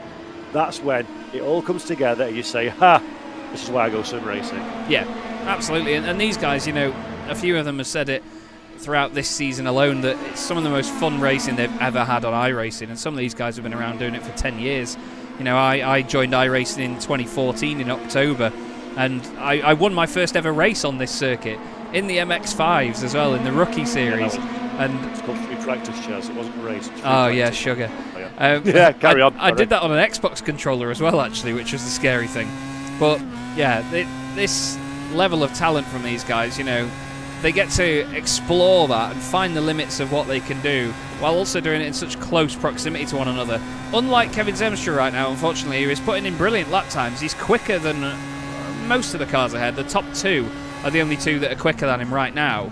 And he's getting a few tenths a lap on the guys in front, but he's 8 seconds or so off. And would you look at the gaps on that previous lap, Paul? 0.9 of a second just separated the top 5 as they crossed the line last time. Not even 1 second covering 5 cars. That's vile. It is. It really is a testament to the quality of the field. And Jake Cranstone has got quite an advantage now, but again, just watch that advantage disappear as the slipstream and the cars behind work together a little bit. I love this kind of racing. There's not there is actually. Jesper Eriksson's decided to turn it up a little notch.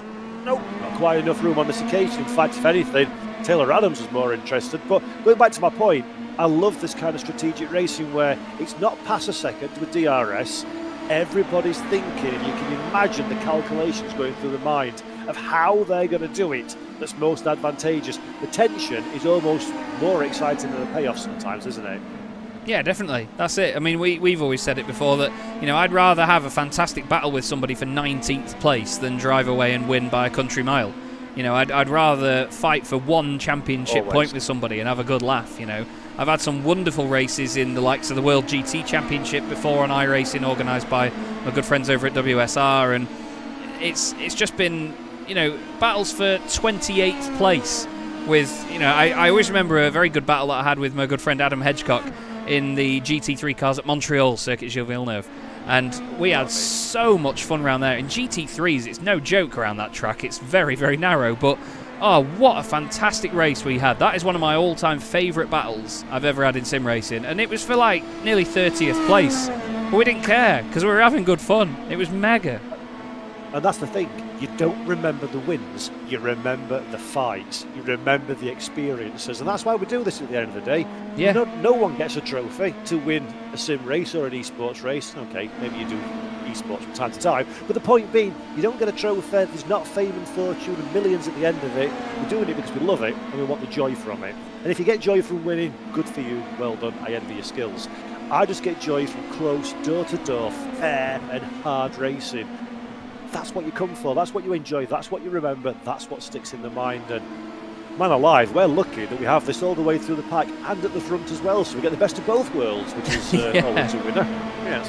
Some of the drive. Oh, hello, Lee Aberdeen. Well, I saw an hot dog stand on the final corner that he fancied, flipping heck. But look at the slipstream of these cars. He's straight back in the battle. Jesper Eriksson throws it to the inside of Sam Fitzpatrick. Very aggressive, similar to what we saw Alex Fretwell do earlier. He goes down the inside. There's a tiny little touch between the two championship protagonists. Let's not cause drama now near the end of the season, boys. I don't want to give out penalties. But these guys are really showing intent now, and this is what it's all about. These guys cannot just be friendly, happy families and so on. They have to show a bit of tenacity, and Jesper Eriksson has shown exactly that now, hasn't he, Paul? As down the inside goes Lee Aberdeen, makes a big lunge on his teammate, and don't forget, he was off at the final corner just a moment ago. Suddenly he's back in it. Yeah, this feels a little bit early in proceedings, I think, to start showing this level of aggression. Maybe our drivers just want to keep the powder dry for another couple of laps or so until we get to crunch time. But that move from Jesper Eriksson, how he didn't destabilise the car and end up straight in the wall. Yeah. I've never seen as aggressive a switchback as that. So successfully executed. That's the great thing.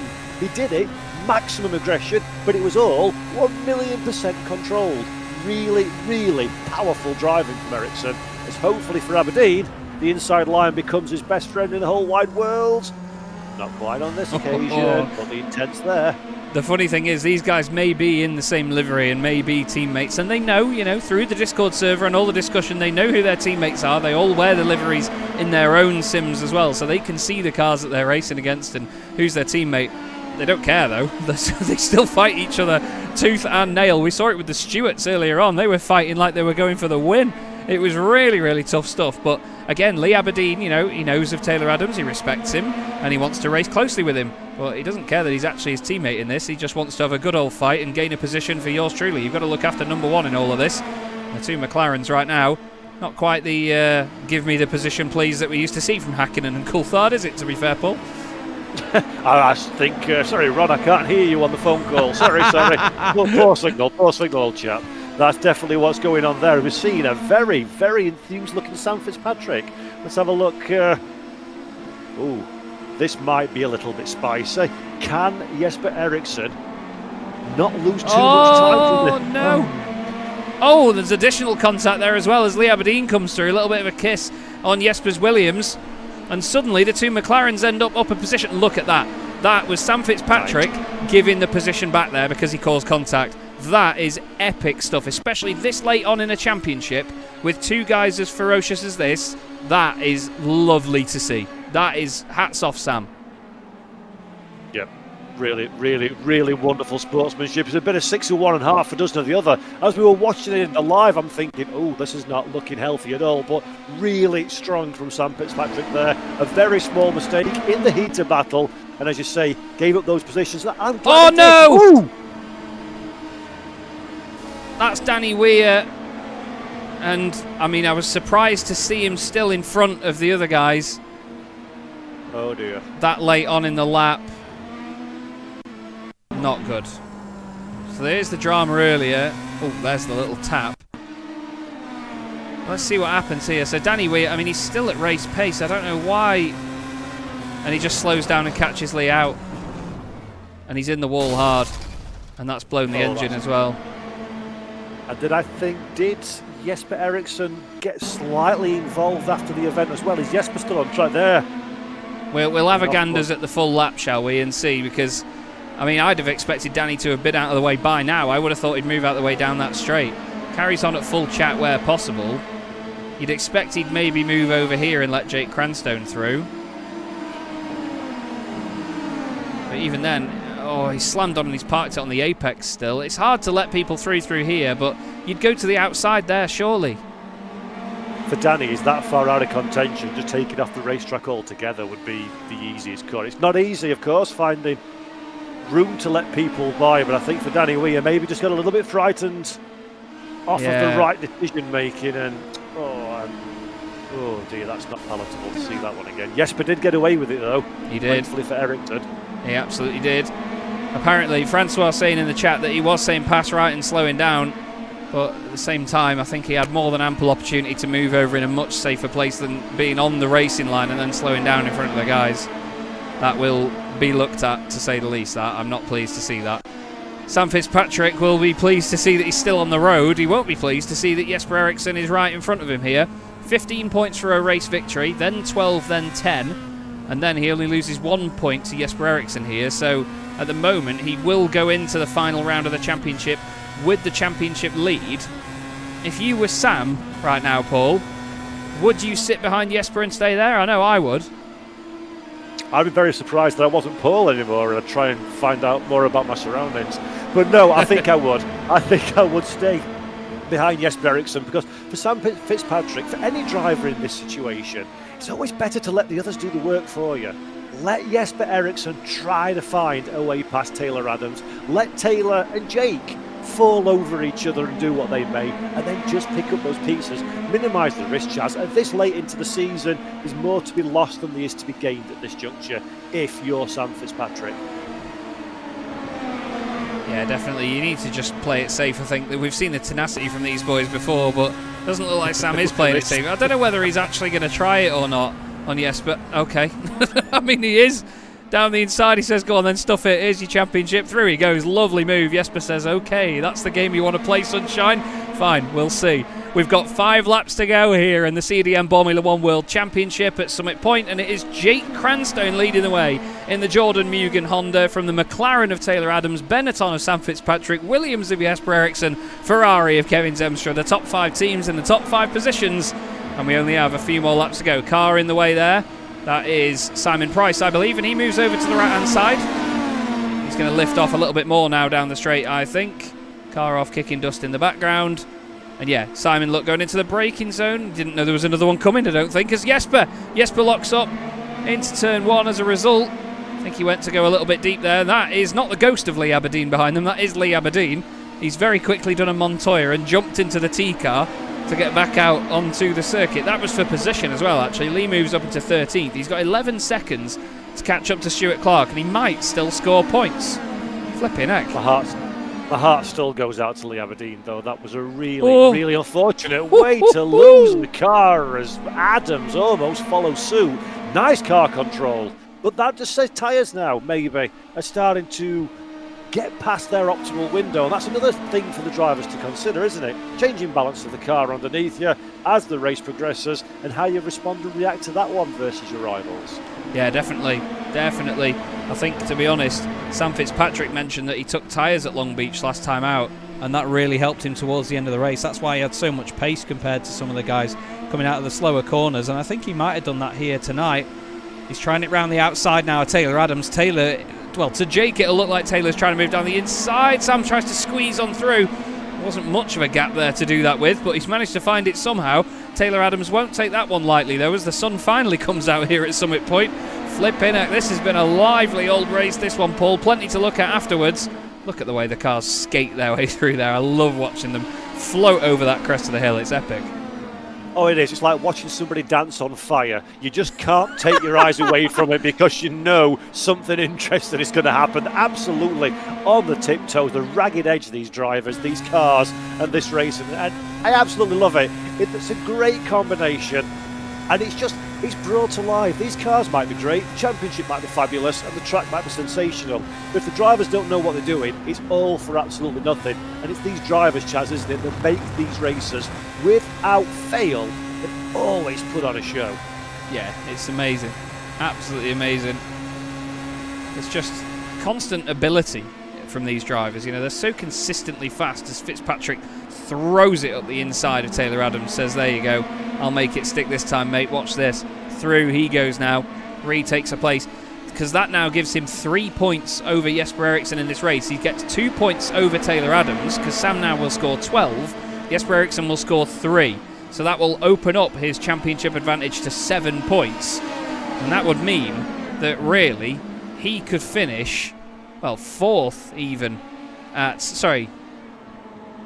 fifth at the finale with Jesper Eriksson winning the race, and he could win the championship. So wow. Sam is making his life a lot easier here because, I mean, looking at the results this season, I don't think he's ever been off the podium in any single race. Yes, he's had 1 5th place at Zolder, and that's the score he's dropping at the moment. You can't drop score the final round, so no matter what you get, it counts. But Sam is currently dropping 8 points, I think it is. Yeah, 8 points at present. So the big takeaway for me is the bravery that Sam's showing to really be pushing this hard at this juncture. It's risks that you don't necessarily need to take. Yeah. He's taking them and they're paying off. And that's the thing. That's what makes champions, is their nous, their knowledge to take the right moves at the right time. Yeah, definitely. And at the moment, he's definitely not holding back, is he? It's not so much Colin Turkington, more Ash Sutton at the minute is Sam Fitzpatrick. You know, those extra 3 championship points, it's like that's all he wants. Round the outside of Jake Cranstone, tries to make it work. And is he going to make that work? He absolutely is. Sam Fitzpatrick, take a bow! Jake Cranstone loses it. Jake Cranstone's around, and so is Taylor Adams. Jesper Eriksson goes through, and it's the 2 championship protagonists at the top. Taylor Adams just recovering in the McLaren. Oh, is it broken? Is it broken, Ted? Oh, that looks a lot like an early Ford. It's crabbing down the straights a little. No, I think Taylor got away with that one. It did look a little bit rough when he set off, but steering's pointed in the right direction. That's your first port of call. She turns in. That's the second port of call. But for Jake Cranstone, you don't see mistakes very often, Chaz, from Jake, and that's quite the big one. Yeah, absolutely. He takes a different line, and I think because he was on the dirtier part of the circuit on the outside, as he gets on the power, it just doesn't give him what he wants. Just clips Taylor Adams, and Taylor's so unlucky because then his car goes around. Lee Aberdeen, great job of avoiding it, but that's all but handed the win to this man. Sam Fitzpatrick 1.2 seconds clear of Jesper Eriksson. Jake Cranstone still on for a podium as things stand. Aaron Smith is back in the pits. I wonder if he's short on fuel here and has to... Oh, maybe it's a drive-through penalty as well. Yeah, he just drove straight through the pit lane. But only a few corners left to go. And the man that won at Long Beach in epic fashion has not showed any sign of slowing down now. And with this result, he's going to extend his championship lead to 7 points for his 4th win of the season. Sam Fitzpatrick takes the checkered flag for Benetton at Summit Point. Jesper Eriksson, though, that is how you manage damage limitation, sunshine. 15th on the grid to finish 2nd. Jake Cranstone gets a podium. Kevin Zemstra is 4th ahead of Taylor Adams. Christian Rose, 12 places gained. What a drive. Jack Reeve, despite all the dramas, Paul, he's still going to come home in 7th. Ben Chalcraft is going to come home in 8th place after all his dramas as well, despite being last at one point. Yep, just goes to show that you must push all the way through to the flag because you don't know what you're going to pick up. But Chaz, seriously, how annoyed must Sam Fitzpatrick be? You've just had the race of your life. You've took the victory on an event where your main championship rivals all the way down in 15th. You look at the timing tower and the man's finished 2nd. Yeah. That's a gut punch, isn't it? That is a gut punch. Yeah, absolutely will be, I'm sure. But right now, Sam Fitzpatrick will be, I think, relieved to have come into this one and managed that. Jesper Eriksson, though, well, he did everything in his power to stop Sam from extending the championship lead too much. And it certainly gave us a very, very entertaining prospect at the end. There might be 1 or 2 unhappy drivers with that one. I imagine despite 4th place, Kevin Zemstra might feel that he could have been right in that fight up until the very end. Taylor Adams, you will be a bit unhappy that Jake Cranstone made contact, but you know, it wasn't anything malicious. It was just a simple mistake by Jake. I think this is Kevin's sort of protest at Jesper Eriksson for the contact earlier in the race. But Sam Fitzpatrick, he's going to now head down across the start-finish line. I think he's going to go down to turn 1 to do some donuts. No, he's not. He's doing that. Why didn't I expect that? Why did I not see that coming? That's fantastic. Absolutely fantastic. Boremula 1 delivers again, Paul. Flipping out. Well, what a sensational race that's just been. We've had overtakes, we've had drama all the way through the field. And I think, as you say, Chaz, Sam Fitzpatrick is a race winner from Jesper Eriksson.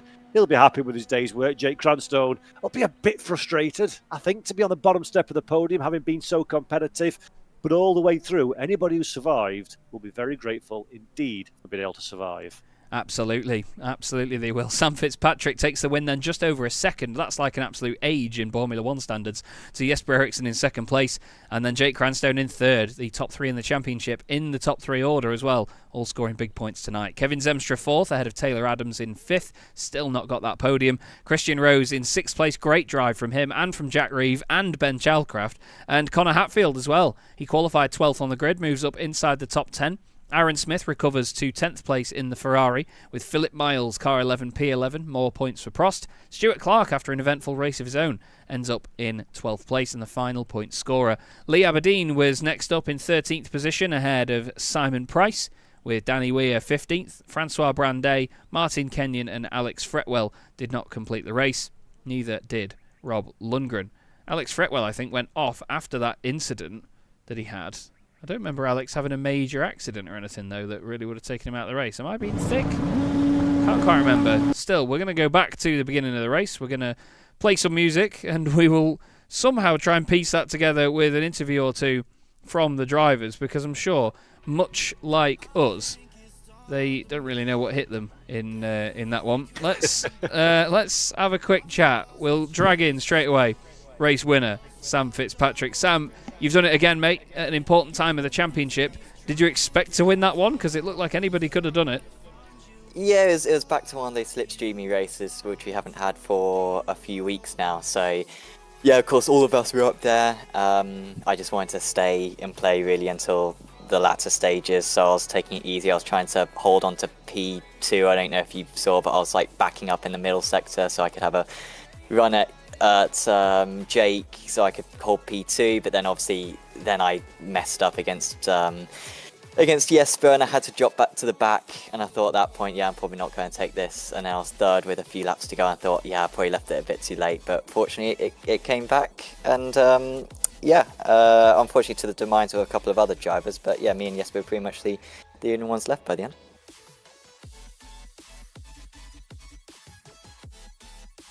Sorry, I've just realised that I was muted on the stream then for a sec. I pressed the wrong button. I was going to say, it's a shame that it went that way in the end, but obviously great to see that you guys had such control over the situation. The five of you were so close to each other all of the time. It's a bit gutting when it ends like that, really, isn't it? Because you want everybody to make it to the flag together with the fight you've had.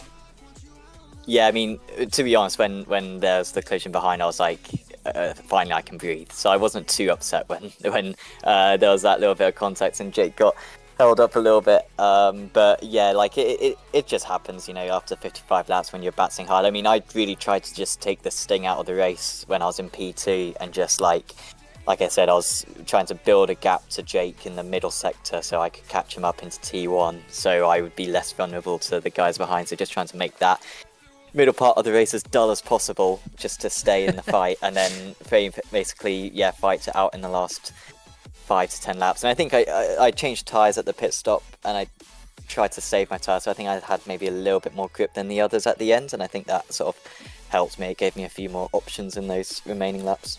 I was going to say, we know that you did that at Long Beach, so I was wondering whether that would be the approach in the race here tonight, so it's interesting to hear that confirmed.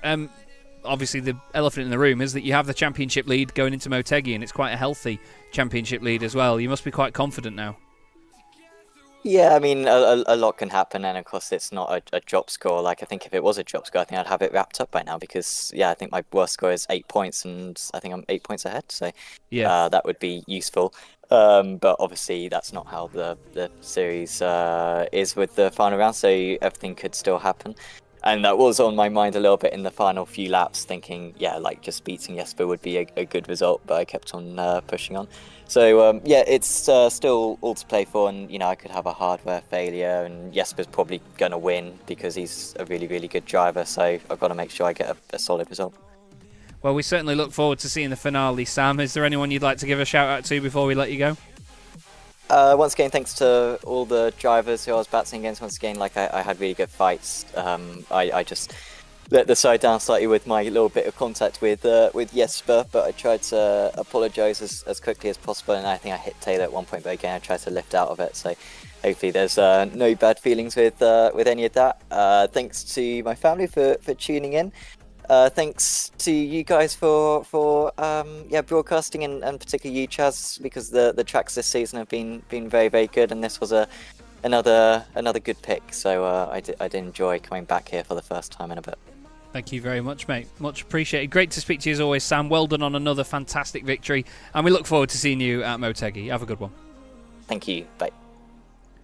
Well, that's always nice to know that the drivers approve of the circuit picks, Paul. That's a series organiser's dream, that one. Yeah, very, very rare, although that did come from the winner, so I suppose he would have... Oh, well, yeah, true. Big victory makes things taste so much sweeter, but what a great drive from Sam. And as he said, try to be strategic and stay out of trouble at the start of the race. A thinking man's race drive, that one, and just rewards for it as well with a victory. That's how you win championships. It absolutely is, and... a driver that scored some big points tonight for his team is Connor Hatfield. I want to drag Connor in and have a quick chat. 9th place, Connor, for Minardi. You must be over the moon with that one, mate. I think that's your best one of the season, is it not? Yeah. First top 10 of the season, so just really excited with that. And yeah, it was really fun. I've had this race circled on the calendar all season, so excited to put it together.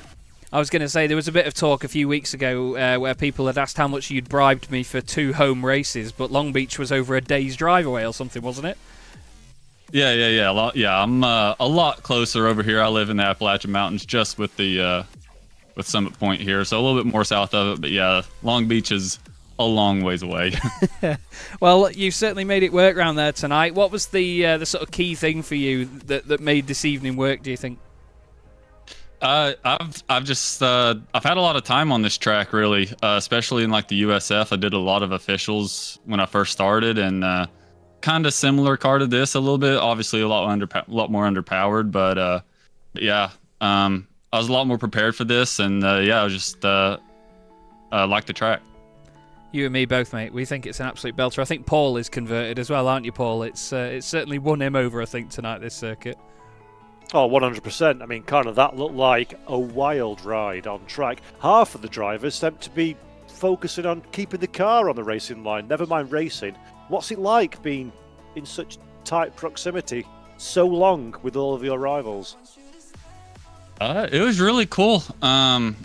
It's something I guess I'm kind of used to, doing a lot of the oval racing on super speedways and stuff. A little bit easier driving, but you know, having those cars around you and everything, it just kind of makes me just push that extra 10th more or whatever, because I really don't want to mess anybody else's race up, and that's something I always try to do. So it promotes me along a little bit, I guess. Well, it was fantastic fun to watch it, Connor, and obviously more points for Minardi in the battle against those pesky Tyrrells. Is there anyone you'd like to give a shout out to before we let you go? Y'all, of course, for doing a great show and everything. It's always fun to tune back in and tune in when I'm not racing and stuff. And yeah, my mates Ben, Philip, and Mike, those guys helping me out in practice and everything. It's always fun hanging out with them. So yeah, shout out to those guys. It's a pleasure to have you with us, Connor. Thank you so much for your time, mate. Well done, and we'll speak to you at Motegi. Cheers. Yeah, have a good one. Connor Hatfield there, one of his 2 home races, like we've said, Paul. And, I mean, big points for Minardi in that one. That'll really swing it against Tyrrell this time. Yeah, well inside your top 10. You have to take these, don't you? When these opportunities present themselves, the challenge for the driver is to be there to grasp them. And Connor's done an absolutely fabulous job on home soil, as you say, in front of his home virtual fans. What a performance. Absolutely, and what a performance by this guy. We'll move him into the commentary box. Jesper Eriksson, you've made 13 places up tonight, mate. When that qualifying didn't go to plan, what were you thinking? Did you expect to come away with a 2nd place? Am I allowed to swear here? Yeah, go for it. The first thing that I thought was, fuck you. That's blunt. Yeah, I like it. Yeah, no, it's a bit disappointing qualifying. Yeah, I can imagine. Especially, you know, but Sam didn't have a great qualifying either. Was that your focus here this evening, just making sure you did a bit of damage limitation with where he was? Oh, absolutely. The only thing I had in mind was, where is Sam? Where is Sam? Where is Sam?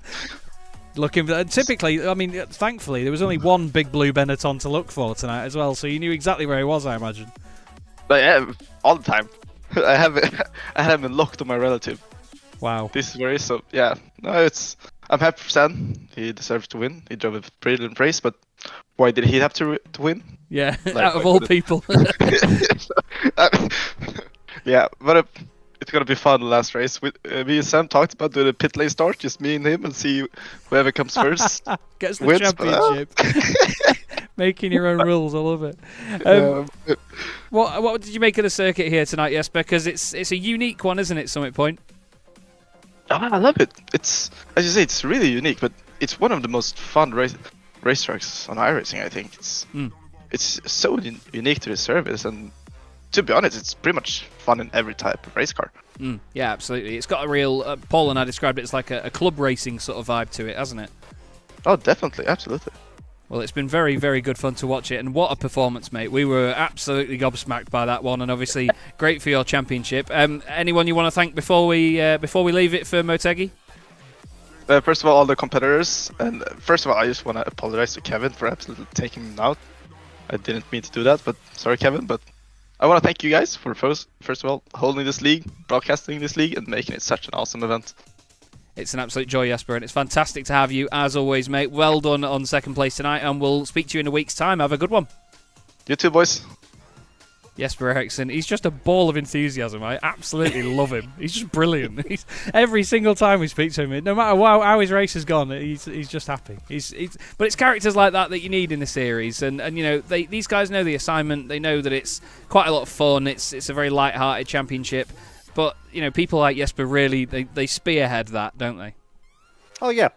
As we mentioned in the live broadcast, it's the drivers, it's the people that are involved, the audience at home, the people on the racetrack that make a championship. And when it's well organised, as it is here, when it's got reasonable broadcast commentary teams that sometimes turn up for the whole race and sometimes don't, like myself, it's always nice. And it just, the positivity shines through in the drivers because they're having a good experience, and that's the thing, and that's when the product on track becomes even better, because they're enjoying themselves and they're expressing themselves in a virtual race car in a great environment to go and do it. And that's magic sauce. You don't get that very often. No, you really don't, but that is a hell of a race meeting to look back on. Plenty to do still, I imagine, before Motegi. Your final race with us this season, unfortunately, Paul. Any words to sort of sum up what you've seen this season, or any feelings? I came into Boremula 1 as a bit of a virgin to the championship, and I came in a very difficult... Let me set the scene for the people at home. Chaz and I are friends. We've worked together in real life in different events all around Europe, and Chaz waxes lyrical about many things in my ear, Boremula 1 being one of them. And it put it on a pedestal as this really phenomenal thing. He hooked me with the vintage liveries. He knew I'm a hook, line and sinker straight away for that one. And it's going to be this special, magical panacea of racing championships. It's never as good as the chef says it's going to be. I came in, I walked through the door, and it virtually smacked me in the face with a dead fish, saying, "This is awesome." And it's just got better and better every single time. The drivers are a class act. The championship's fantastic. And we've been rewarded with some genuinely, and I mean it wholeheartedly, thoroughly brilliant motorsport. What more do you want? Well, thank you so much, Paul. It's been an absolute pleasure to have you alongside me in the box for this one. It's always a pleasure to work together. We always have a good giggle, and hopefully we'll have you on Chaz Draycott Media again very, very soon for other series and other projects. But that is unfortunately all we have time for here tonight in the CDM Boremula 1 World Championship. Another very impressive win for Sam Fitzpatrick. Jesper Eriksson does incredible damage limitation, and we've only got one more round left to go as we head to Motegi in a week's time. Thanks so much for watching, everybody. We hope you've enjoyed it, and we'll see you for the final round in a week's time.